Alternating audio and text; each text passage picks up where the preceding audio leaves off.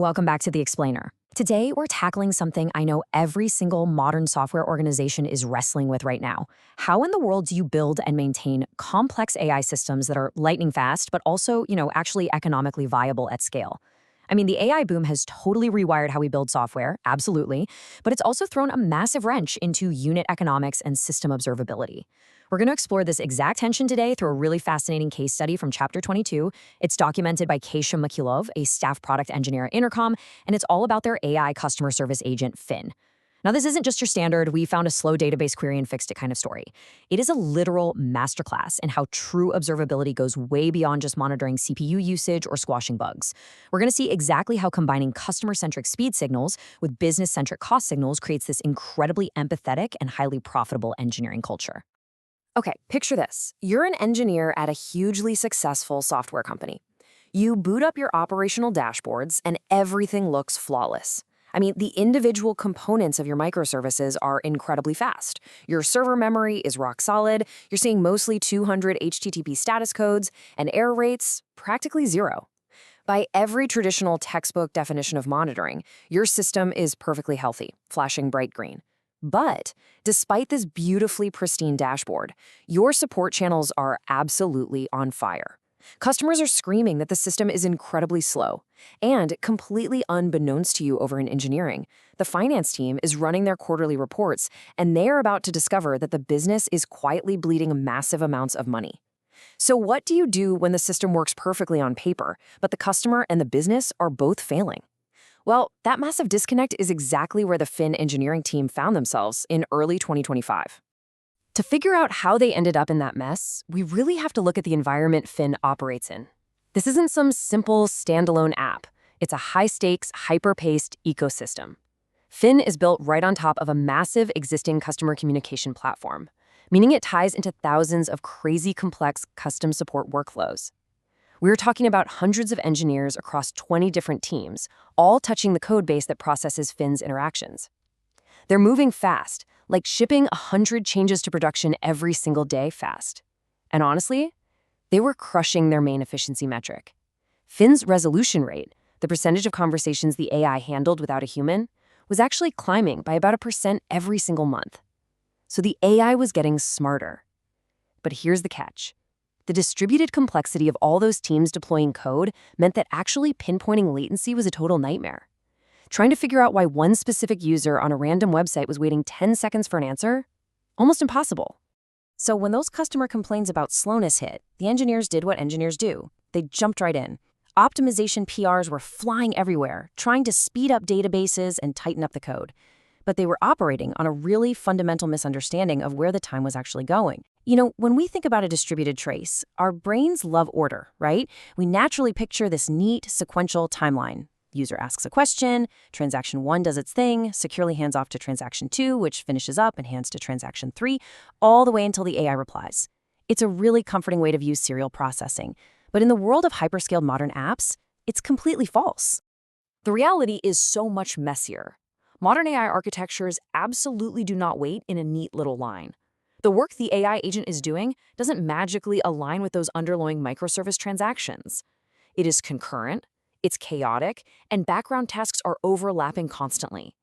Services are spinning up and chewing on data way before other services have even finished their initial checks. So the engineers realized something pretty harsh. Making a single component faster didn't actually mean the user got their answer any faster. Why? Because they had no idea which transactions were on the critical path. And the critical path is everything. It's that absolute longest sequence of dependent tasks that strictly dictates the final speed of the entire system. They literally couldn't tell if the code they were optimizing was blocking the AI's response or just some asynchronous background task running after the fact. Right, so this was the turning point. The team realized their traditional metrics were just totally divorced from reality. They had zero signal representing what the user was actually feeling. To fix it, they had to build some serious empathy and measure slowness exactly how the customer experienced it. Enter their new laser-focused metric, time to first token, or TTFT. Now, large language models generate text piece by piece, right? They stream it. So for a human waiting on the other end, the psychological wait time ends the exact second that first word pops onto the screen, not when the whole paragraph finishes generating. So TTFT measures the precise duration from the moment the user clicks submit to the very millisecond the first tokens of Fin's reply hit the chat UI. It cuts out all the back-end noise and focuses entirely on the human being. And how they actually use this new metric is brilliant. They took this end-to-end signal, the time to first token, and they forced it directly into their distributed trace waterfall view. Now, if you're not familiar, a trace waterfall just visually maps out the whole lifecycle of a request across all a system's services.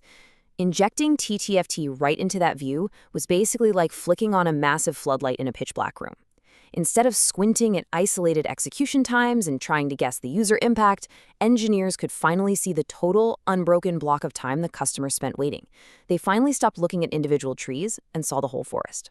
But, just seeing that total waiting time isn't quite enough to actually fix the bug. They had to go deeper and re-instrument those traces to expose the intricate handoffs between services. Because latency, it loves to hide in the gaps. It's not always how long a service took to run, but how long a request just sat in a queue doing nothing. So they added super specific telemetry showing exactly when control flow passed from one transaction to the next. This turned a basic log of events into an actionable debugging weapon. The top of the trace gave them the what, like, hey, TTFT is taking exactly this many seconds. But the nested spans underneath gave them the why, showing the undeniable critical path of dependencies that were holding up the show. Armed with this new visibility, the team pulled off a massive architectural breakthrough. Looking at the critical path, they saw the biggest bottleneck was, surprise, surprise, the LLM itself. But before the system even called the LLM, it was doing all this mundane sequential garbage, checking databases, validating complex routing rules, running customer workflows. So they introduced eager requests. It's actually a pretty clever trick. Step 1, bypass all those slow upfront checks. Step 2, eagerly fire off the LLM in parallel, basically assuming the request will eventually be approved while all those boring checks happen in the background. Step 3, if the background checks finish and everything looks good, instantly stream that pre-generated LLM reply to the user. They treated some back-end processing logic for a massive, instantly noticeable speed boost for the customer. Okay, but getting Fin to go fast is only half the battle. Protecting that speed when you're deploying code 100 times a day, that's the real challenge. The team knew that throwing up a basic threshold alarm, page the on-call engineer if latency hits 2 seconds, would be an absolute disaster. Why? Because LLM providers are notoriously chaotic. You've got network blips, provider outages, random traffic spikes. A hard threshold would just trigger constantly for things the engineers couldn't even control, leading to massive pager fatigue. So they completely shifted gears to event-based service-level objectives, or SLOs. Basically, an SLO tracks a rolling window. It measures the percentage of all user interactions that are faster than a baseline over, say, 7 days. It brilliantly smoothed out the unpredictable LLM spikes and let the team focus only on actual systemic degradations to the user experience. So latency is down, customers are happy, engineers are chilling with their new SLOs. Total success story, right? Actually, scratch that. This is where the plot twist drops, and it perfectly highlights the hidden danger of shipping AI. I want you to hear this quote straight from the source. Engineering learned of this only after the finance team did a quarterly review detecting a decrease in Fin's gross margins. Wait, what? AI compute is not cheap. In fixing the latency problem for the user, engineering accidentally created a catastrophic financial blind spot that their state-of-the-art telemetry completely missed. It turns out that genius, eager requests optimization had a fatal flaw. Remember how it fires off the LLM query in parallel while validating routing rules? Well, Intercom lets customers build highly specific conditional workflows. So a customer might have a rule saying, if they ask about billing, route directly to a human. Do not use the AI. In those cases, Fin shouldn't even wake up. But because of eager requests, the system was aggressively firing off expensive LLM queries in the background before it even knew if the AI was allowed to answer. If the background check eventually decided, oh wait, this needs a human, those generated LLM tokens were just tossed in the trash. Useless, incredibly expensive, wasted tokens. And the worst part? Because Fin never officially replied to the user, 0 latency metrics or usage events were sent to engineering. The bug was completely invisible, silently burning piles of cash in the background. This silent cash burn exposed a massive divide in how different parts of the business operate. Finance eventually found the problem, but they did it using their data warehouse. Now, data warehouses are great for to-the-penny accuracy, running huge batch jobs. But queries take minutes to run, and the data only refreshes overnight. That's fine for a quarterly review, but it is fundamentally useless for an engineering team shipping 100 times a day. Engineers cannot wait 24 hours to find out the code they just merged is burning thousands of dollars an hour on trashed AI tokens. They need real-time, instant feedback to ship safely. So to bridge this huge gap between the slow accuracy of the finance department and the real-time needs of engineering, the team executed a total paradigm shift. They pulled the financial reality directly into the developer's native toolkit. They literally took the cost data of the LLM API calls and injected it straight into their real-time telemetry. If you look at this, they added an LLM.totalCost attribute directly into the trace span for every single request. So now, right next to memory usage and latency, engineers could see the exact dollar amount that individual interaction just cost the business in real time. It completely democratized the financial data. And of course, they slapped a strict SLO on that new metric too, meaning if a bad deployment spiked the cost per interaction, the on-call engineer was paged immediately, stopping the cash burn in minutes instead of months. Which brings us to a really profound conclusion for Chapter 22. And I think Kesha Mykhailov sums it up perfectly here. As ironic as it sounds, in the age of AI, empathy is all you really need. What this whole architectural journey proves is that true observability isn't just about hoarding data or building fancy dashboards to fix bugs.